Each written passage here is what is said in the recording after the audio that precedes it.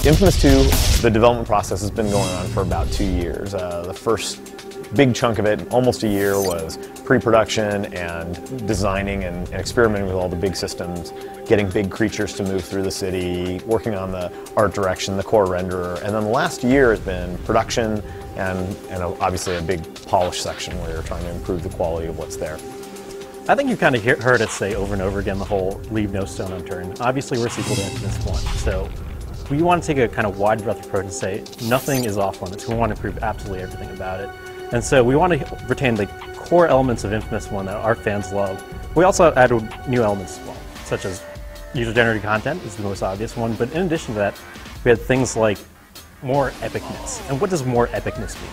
And I think more epicness kind of manifests itself in the scale of enemies, like the behemoth that you saw earlier, and also the big powers that we have. We call them various things, but I think ionic powers is the way we like to refer to them. So Ionic Vortex, the big tornado, the Ionic Freeze, the Ionic Drain, they're really, really big powers that we just didn't have in inFamous 1. So again, you have big goals and little goals when you start off designing a game like inFamous. So I think the big gameplay initiatives were the heavy powers, which I already talked about, and also bringing melee to the front. The combat experience is really central to what inFamous is, on a minute-to-minute basis. And so it was essential to us to take a step back and say what worked and what didn't work. And I think we felt like hand-to-hand combat, just kind of the physicality of hand-to-hand combat directly with enemies, was an area we really wanted to focus on for inFamous 2. Cole started off carrying just a big lead pipe, and we went through a bunch of iterations on stuff until we got to the amp that you see in the game now. But it was pretty obvious early on that this was going to be fun. The first times we had a prototype there where Cole was actually swinging something heavy and hitting things with it. It really, you could feel it when you did it. It wasn't like he was just waving around a wand. It felt like he was swinging something heavy and really laying into stuff.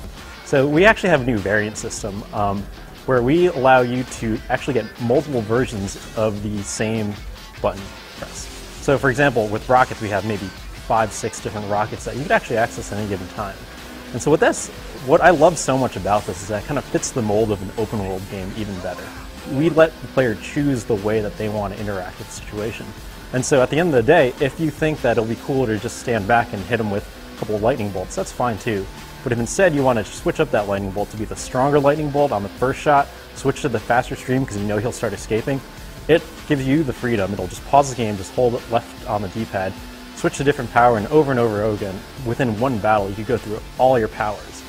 In this game, we really wanted to go beyond that. We wanted to have more variety in the powers you had. We wanted to give you, as a player, more opportunity to make tactical decisions about how you're going to deploy these powers. We wanted there to be interesting combinations of powers.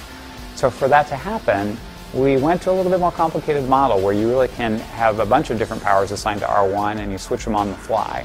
And what that means is that there are all kinds of combinations that you get where you can use the new melee powers and you might decide that you're going to combo that up with some other stuff. You're going to use a specific blast power to get you close enough to guys to melee them, or you're going to use some of the things we let you kind of impair people's ability to perceive you in the game.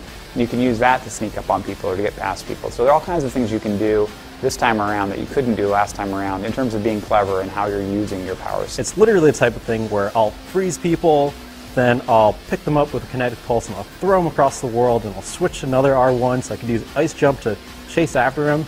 It's just something that really affords me the freedom to figure out the best way to encounter or take on an encounter. And it's really something that I think we're basically giving you the car keys this time. What do you want your rocket to be? What do you want your blast to be at any given moment? And I think that's really the cool part about it, about really embracing this open world mentality. Floodtown, which is something that we saw for the first time today, is really interesting because rather than being as vertical as the other parts of the city, it's actually more horizontal. It's a little more flat. What this means is that actually the primary gameplay that you have there, kind of moving around the space, will also change. And so, of course, Floodtown has water on the ground, which makes a big difference as well. But I think one of the things that we noticed today is that while we're trying to play around with it, we have one power which is called the Ice Launch that kind of launches you more vertically. In addition to that, we also have the Firebird Strike, which is more horizontal. And it's interesting how you decide to use different powers based on what the environment is, And just by changing the overall size of it, kind of the landscape of the entire space, you changed how you want to interact with it. Of course, Floodtown's also pretty special too, because of course it has the water. And with Cole, he never has a straightforward interaction with water. I think in the sewers in the previous game, one of my favorite things to do was see an enemy in the water, just zap near it, and everybody gets electrocuted. And of course, this happens all the time in Floodtown. Water's all over the place. But you also do tricky things too, because we have these rickety bridges that you could collapse if you throw a couple of rockets at it. People fall to the ground, and of course, we're on the ground, it's in the water, and then if it's in the water, you zap them again. So you get to really combine stuff in a really interesting way.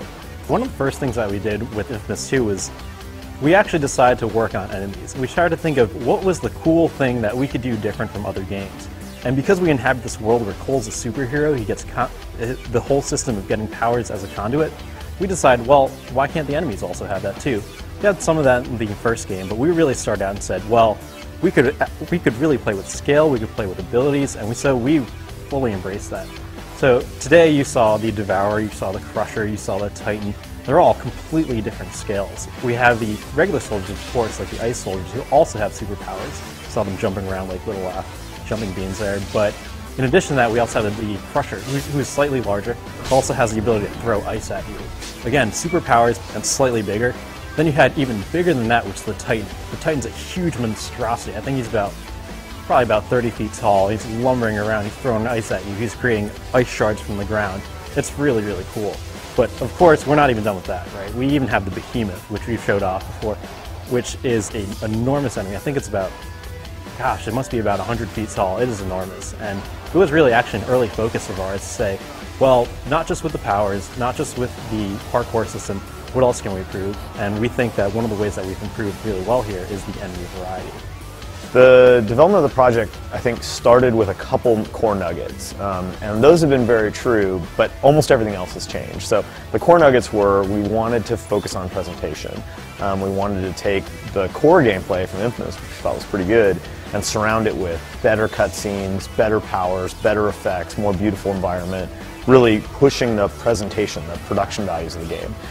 So that was, has not changed. And the second was really doing large experiences, giving the epic feeling. So whether that's big enemies, whether it's big powers, those things were the fundamental improvements we wanted to make. We also knew we wanted to add something, and while we talked about all those different things, user-generated content was a driving force for us.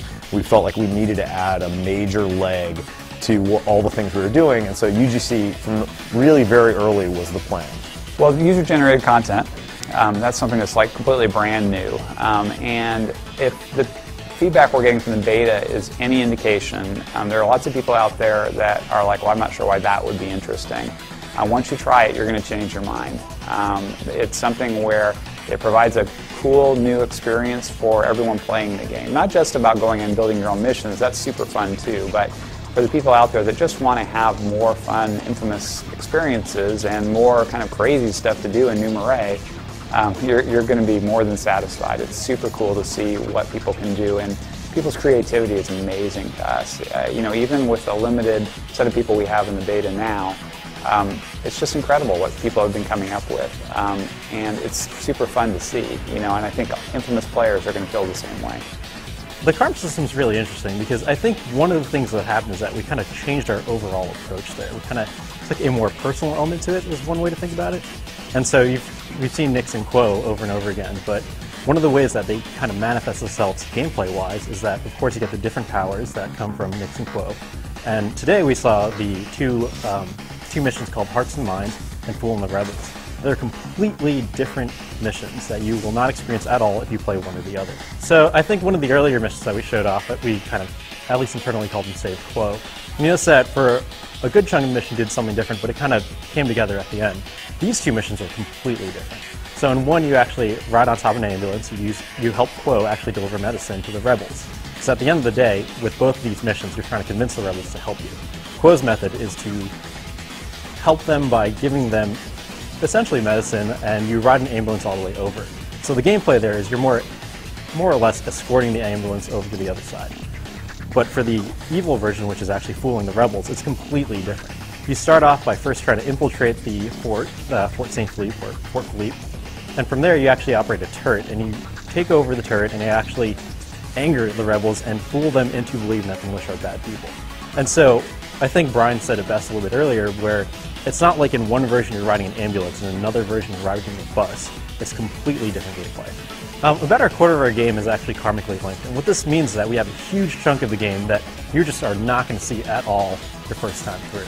And so if you're playing as good, you'll see probably mostly the good missions, and then if you play it again, you'll actually see completely different missions on the other side. So not all the missions, but a good chunk of all that. inFamous 2 will be available June 7th, worldwide, exclusively on the PlayStation 3.